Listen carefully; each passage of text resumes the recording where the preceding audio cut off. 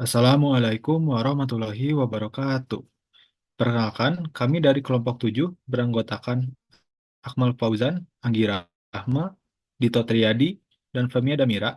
Kami di sini akan mempresentasikan hasil rancangan kami terkait material untuk rumah tinggal. Berikutnya akan disampaikan oleh rekan saya.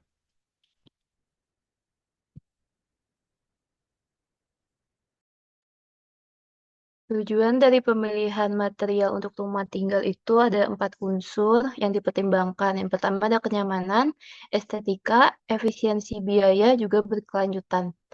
Untuk kenyamanan, material dipilih untuk mendukung kenyamanan hidup hidup penghuninya. Pemilihan material mempertimbangkan kondisi lokasi rumah, termasuk pencahayaan, sirkulasi udara, dan sebagainya. Juga kebutuhan penghuni.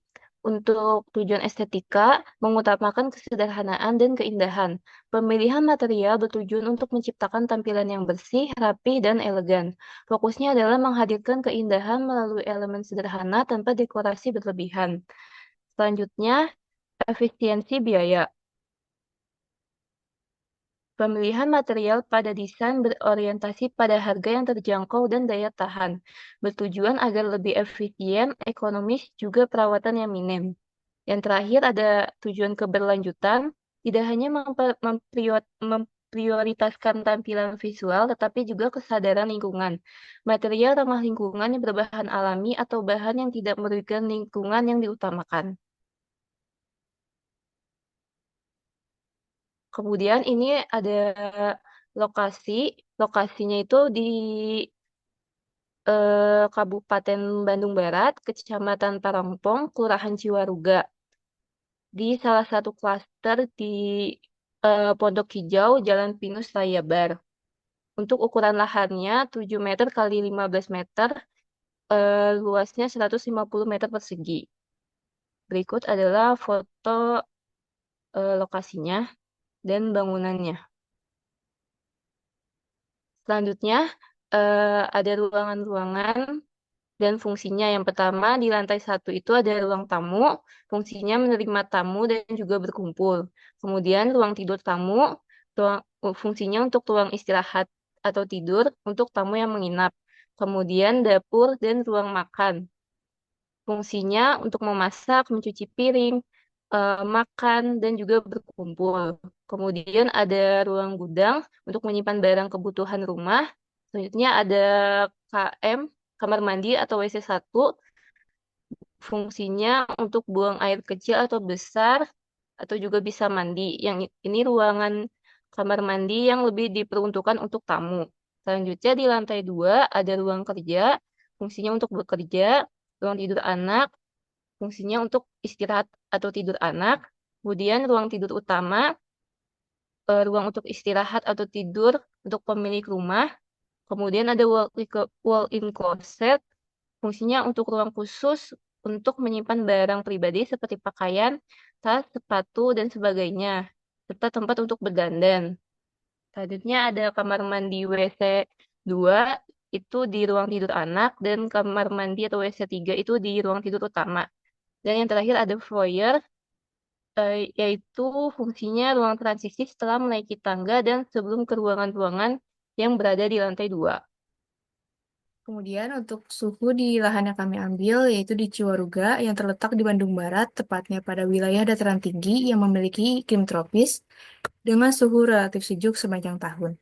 Suhu rata-rata harian berkisar antara 20 derajat Celcius hingga 20 derajat Celcius. Pada malam hari suhu bisa turun hingga 18 derajat Celcius, terutama di musim hujan. Faktor lokasi di wilayah pegunungan dan adanya vegetasi yang melimpah di daerah ini mempengaruhi rendahnya suhu lingkungan. Kemudian, next. Ada awan dan curah hujan. Ciwaruga terletak di Bandung Barat, tepatnya pada wilayah dataran tinggi yang memiliki karakteristik pola cuaca tropis dengan tingkat curah hujan yang cukup tinggi dan kondisi langit yang bervariasi sepanjang tahun. Karena lokasi ada di wilayah perbukitan, Ciwaruga sering mengalami pembentukan awan orografis. Curah hujan tinggi antara 2.000 sampai 3.000 mm per tahun. Pada musim hujan, curah hujan tinggi dengan rata-rata bulanan sekitar 150 hingga 300 mm. Pada musim kemarau, curah hujan rendah dengan rata-rata bulanan sekitar 20 sampai 50 mm. Next. Kemudian kelembaban. eh, karena memiliki kelembapan udara yang cukup tinggi dipengaruhi oleh iklim tropis, ketinggian lokasi dan vegetasi yang melimpah, rata-rata kelembapan udara berkisar antara 60% hingga 65%. Kelembapan tinggi di musim hujan juga dapat menyebabkan kelembapan di dalam ruangan meningkat, sehingga memerlukan ventilasi yang baik untuk menghindari efek lembab berlebihan. Next. Kemudian ada angin. Karena Ciwaruga terletak di dataran tinggi, rata-rata kecepatan angin berkisar antara 6 sampai 8 km per jam. Pada musim hujan, angin dapat meningkat menjadi 15 sampai 25 km per jam, terutama ketika terjadi hujan deras. Musim kemarau, angin berasal dari arah tenggara, membawa udara dingin. Musim hujan, angin berasal dari arah barat laut, membawa udara lembab dan awan hujan. Next. Kemudian untuk ketersediaan material lokal itu ada pasir lokal. Pasir lokal itu berada dari pasir Cemalaka dan pasir Rangkas, yang berkualitas tinggi dan banyak digunakan untuk keperluan konstruksi seperti plesteran, pengecoran, dan pasangan bata. Kemudian next. Kemudian ada batu belah. Batu belah itu banyak ditemukan di Lembang. Karena di Lembang itu banyak ditemukan batuan vulkanik. Next. Kemudian ada split batu. Split batu itu banyak ditemukan di tambang lokal di Padalarang dan Cipatat yang berasal dari hasil tambang batu kapu dan batu andesit. Batu split ini digunakan sebagai bahan utama dalam berbagai proyek konstruksi. Dengan sumber daya alamnya yang melimpah, Padalarang menjadi salah satu pusat produksi batu split utama di Jawa Barat, mendukung berbagai kebutuhan konstruksi di dalam dan luar daerah. Next. Kemudian ada tanah merah atau tanah uruk. Tanah uruk itu asalnya dari Bandung Barat, khususnya dari Cimahi dan sekitarnya, yang menghasilkan tanah merah berkualitas sehingga pasokan untuk proyek konstruksi lebih terjangkau dan mudah dijangkau. Next, ada bata merah lokal. Bata merah lokal itu diproduksi dari Cimahi dan Padalarang yang memiliki daya tahan yang baik untuk berbagai jenis konstruksi, menjadikannya salah satu pilihan utama di wilayah ini. Next. Kemudian ada genteng tanah liat.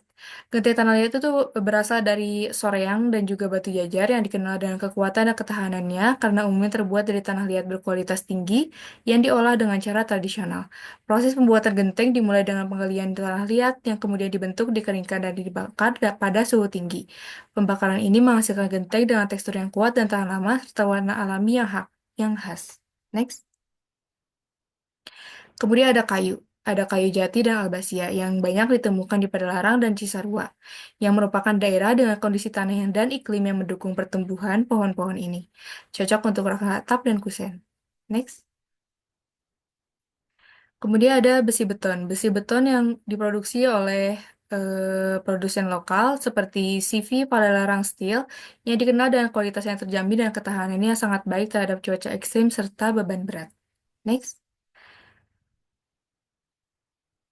Kemudian ada topografi dan bentuk lahan. Ciwaruga dan sekitarnya memiliki topografi yang cenderung berbukit dan bergelombang. Hal ini menyebabkan variasi dalam tinggi permukaan tanah yang signifikan dengan banyaknya area yang memiliki kemiringan cukup curam, karena wilayah yang diambil berada di daerah dengan topografi berbukit. Banyak desain rumah terasering yang digunakan untuk mengurangi potensi longsor dan membuat lahan lebih stabil. Ini juga membantu agar bangunan tetap berada di level yang aman dan nyaman. Next. Kemudian ada vegetasi. Ciwaruga juga memiliki banyak area hijau dan lahan terbuka yang kaya akan tanaman tropis, termasuk pepohonan besar, tanaman perdu, serta tumbuhan endemik daerah pegunungan. Hal ini menciptakan lingkungan yang asri dan sejuk yang mendukung desain arsitektur yang ramah lingkungan. Next. Kemudian untuk konteks lingkungan itu pada bangunan sekitar itu didominasi oleh bangunan rumah tinggal dan beberapa fasilitas publik seperti sekolah dan fasilitas komersial. Beberapa area juga memiliki karakteristik rumah tradisional dengan atap curam yang sesuai dengan kondisi iklim tropis dan topografi berbukit. Next. Kemudian akan dilanjutkan oleh rekan saya. Nah, baik selanjutnya untuk desain bangunan. Ini menampilkan untuk sketsa bangunan mulai dari lantai 1 yang diawali dengan carport dan juga taman di bagian depan rumah, masuk ke area teras, lalu masuk ke dalam bagian bangunan dimulai dari ruang tamu, lalu dapur rumah dijadikan tanpa sekat, lalu di bagian paling belakang ada teras. Nah, untuk bagian private ada ruang tidur tamu untuk di lantai 1 dan juga ada gudang, lalu ada kamar mandi di bawah tangga. Nah, lanjut ke lantai 2, dari naik tangga langsung disambut oleh ruang foyer dan juga ruang kerja yang tanpa sekat menjadi sebuah lorong yang menghubungkan ke kamar tidur anak, kamar tidur utama, dan kamar tidur utama terintegrasi langsung dengan kamar mandi di dalam kamar dan juga balkon. Lalu untuk kamar tidur anak dilengkapi dengan satu kamar mandi, lalu ada balkon di bagian belakang dan juga void yang tembus langsung ke taman bagian belakang rumah. Next. Nah, untuk konsep desain yang kami gunakan adalah modern minimalis. Nah, konsep modern minimalis ini menekankan pada efisiensi ruang, eh, efisiensi biaya, dan minim perawatan, dan lain sebagainya. Hal ini dapat meningkatkan kenyamanan, baik dari segi ruang, visual, dan juga dompet penggunanya. Next. Nah, untuk kebutuhan ruang, sudah dijelaskan tadi mungkin di sketsa ruangnya. Mulai dari lantai 1 ada ruang tamu, kamar mandi, dapur dan ruang makan, ruang tidur tamu, gudang, tangga, teras depan, dan juga teras belakang. Nah, untuk lantai 2, mulai dari ruang kerja, kamar mandi 1 dan kamar mandi 2, lalu ruang tidur anak, foyer, walk-in closet, ruang tidur utama, balkon depan, dan juga balkon belakang. Next.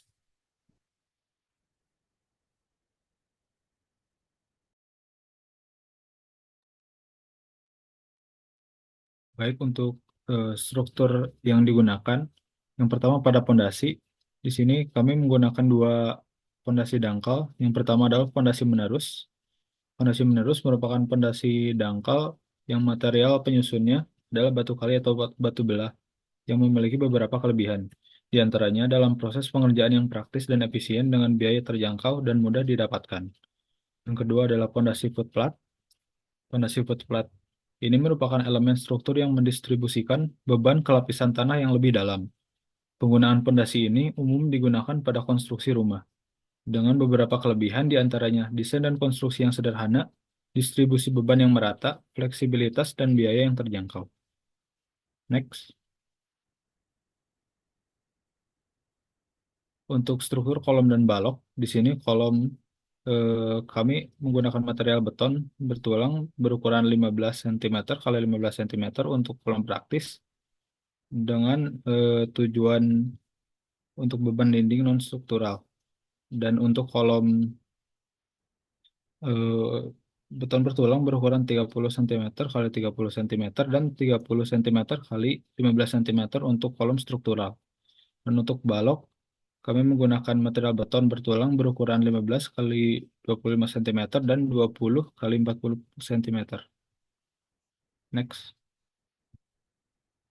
Untuk struktur dinding, pasangan dinding dengan ketebalan 15 cm yang tersusun dari material bata hebel yang memiliki kelebihan pada tahan panas sehingga suhu dalam ruangan tetap stabil dan bersifat tidak mudah terbakar yang memiliki bobot ringan sehingga dapat mengurangi beban struktur bangunan. Next. Untuk atap, bentuk atap yang digunakan adalah atap limas atau atap perisai yang memiliki beberapa kelebihan, di antaranya karena desainnya landai sehingga dapat menyalurkan air hujan ke bagian bawah dengan efektif. Dan bentuk atap ini kokoh dalam menghadapi terpaan angin kencang dari segala arah yang berbeda-beda karena bentuknya yang simetris. Material Penyusun rangkanya yang digunakan sebagai rangka atap adalah baja ringan dengan karakteristik ringan dan kuat sehingga mengurangi beban struktural. Pemasangannya mudah dan ketersediaan material ini yang melimpah hampir di setiap daerah. Dan untuk penutup atapnya menggunakan atap genteng karena memiliki beberapa kelebihan di antaranya eh, biaya perawatan yang minimal, atap genteng tahan lama, dan atap genteng juga termasuk material yang ramah lingkungan. Next.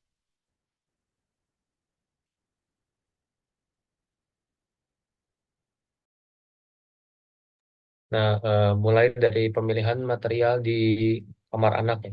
Yang pertama untuk pelapis dinding di backdrop TV, saya gunakan wall panel PVC. Di sini digunakan untuk backdrop TV supaya memberikan kesan alami dan juga minimalis pada ruang, sehingga pada saat menonton TV dapat mengurangi stres pada otot mata. Nah, untuk penutup laci atau rak TV menggunakan bahan APL agar minimalkan dan juga tahan lama. Dan untuk pelapis lantai digunakan lantai vinil karena penggunaan lantai vinil bermotif kayu agar lebih mudah dan murah dalam penggunaannya. Next. Nah, untuk di bagian kusen, karena kusen itu tidak mungkin kita sering-sering untuk diganti, jadi menggunakan material aluminium supaya tidak mudah terkena rayap dan juga lebih murah dibandingkan dengan kusen kayu. Nah, untuk pelapis dinding lainnya menggunakan cat emulsi. Nah, cat emulsi ini cat yang berbasis air sehingga mudah kering dan juga tahan lama. Next.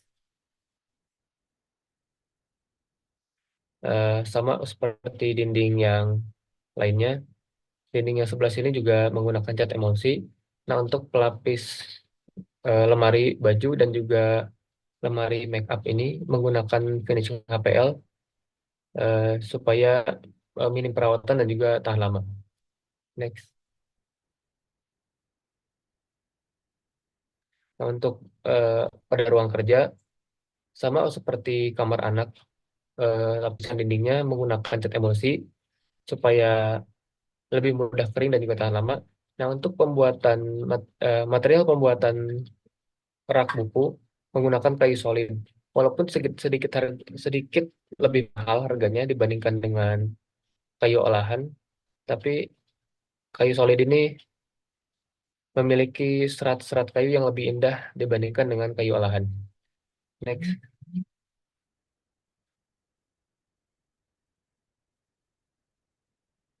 Nah, untuk meja kerja digunakan digunakan material multiplex agar lebih kuat dibandingkan blockboard dan juga MDF.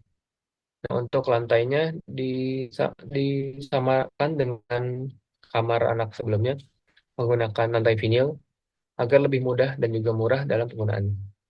Next.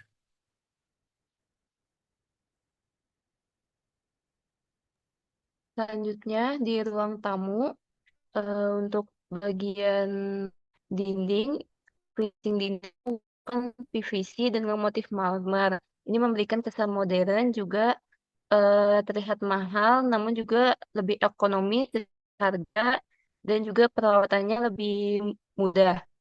Selanjutnya di bagian backdrop, kabinet TV itu menggunakan material bertekstur kayu, yang mana sesuai dengan gaya desain rumah, tahan lama juga mudah perawatan.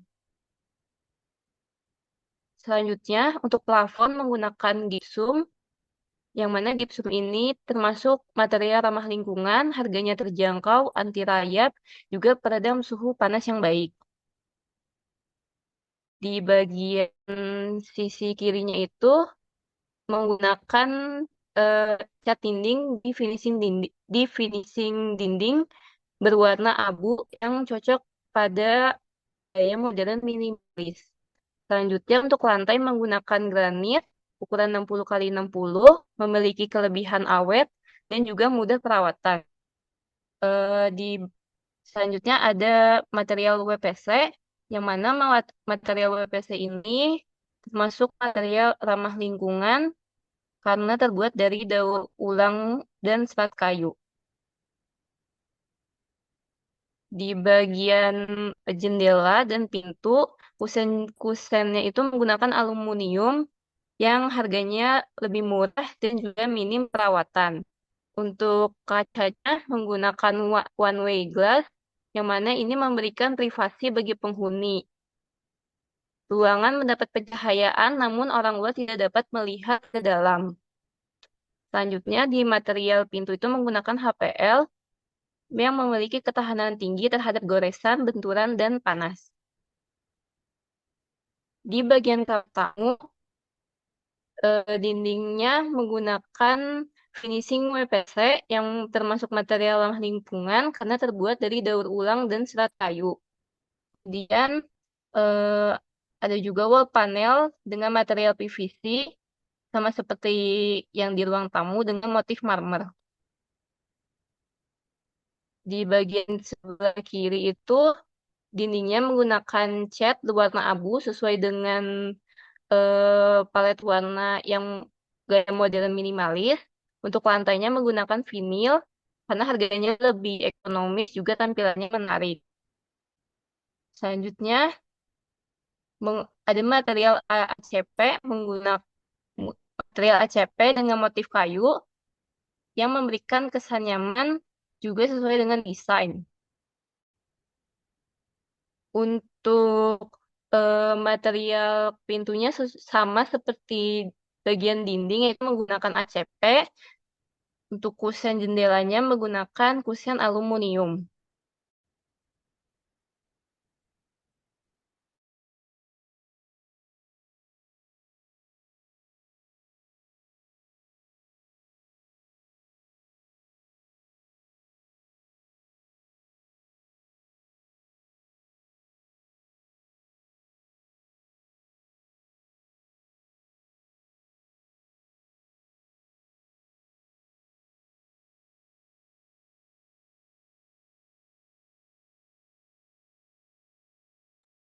Kemudian untuk di kamar tidur utama, untuk pintu menuju balkon itu menggunakan railing dari balkon itu menggunakan aluminium yang karena aluminium dapat diberi finishing dengan berbagai warna dan tekstur sehingga cocok untuk desain minimalis serta membutuhkan perawatan yang minim dan tidak mudah berkarat.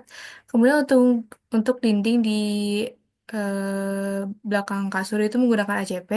Dinding dilapisi dengan material ACP bermotif kayu, tampilannya menarik, tahan cuaca juga serta anggarannya terjangkau. Next.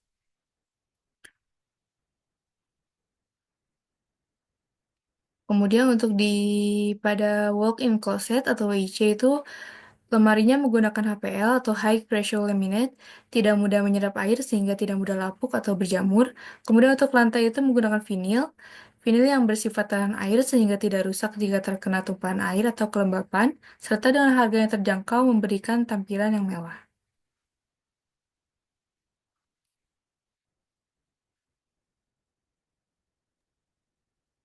Berikutnya untuk di area dapur dan ruang makan, di area kitchen set itu menggunakan material granit untuk dindingnya. Material ini memiliki kesan yang mewah yang cocok digunakan pada area pemanasan di dapur karena tahan panas, tidak mudah tergores, dan mudah dibersihkan. Untuk keramik di area dapur juga dipilih material penutup lantai dengan ukuran 60 kali 60 yang tahan terhadap air dan kelembapan serta memiliki perawatan yang mudah. Next.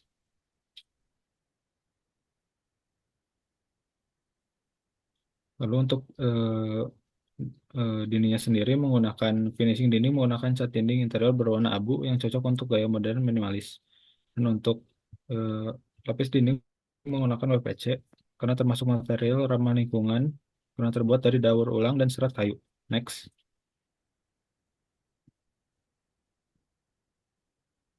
Untuk di kamar mandi atau WC menggunakan keramik anti slip. Keramik matte anti slip berukuran 45 cm x 45 cm. Keramik dengan permukaan yang lebih kasar dengan karakteristik anti slip sehingga menambah keamanan pengguna kamar mandi. Digunakan pada penutup dinding dan lantai. Next.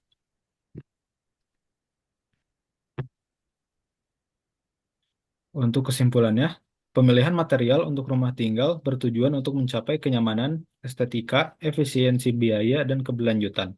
Material dipilih dengan mempertimbangkan kenyamanan penghuni, keindahan melalui kesederhanaan, efisiensi biaya melalui material yang tahan lama, serta keberlanjutan dengan mengutamakan bahan ramah lingkungan.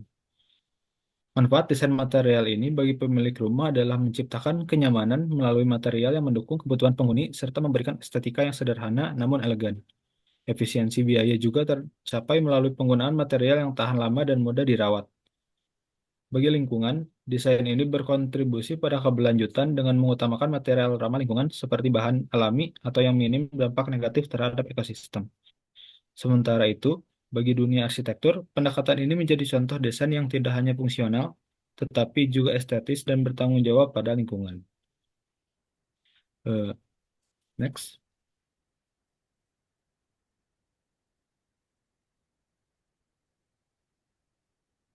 Baik, mungkin sekian presentasi terkait material untuk rumah tinggal dari kelompok kami. Mohon maaf bila terdapat kesalahan. Wassalamualaikum warahmatullahi wabarakatuh.